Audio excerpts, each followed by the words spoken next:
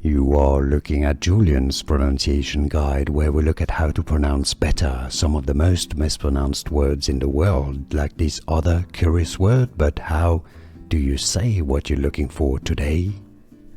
Word pronunciation in English. If you want to learn more vocabulary that is confusing in English, stay tuned. We got many more words at the end of this video. The British English pronunciation here, UK, humility, humility.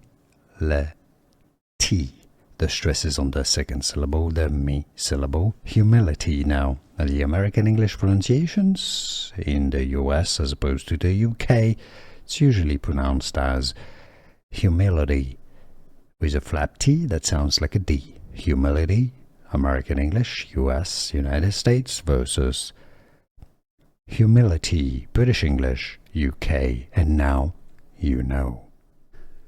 Here are more videos on how to pronounce more confusing words and names too many mispronounced. Like this video if you found it useful. I appreciate your support. I'll see you soon and thanks for watching.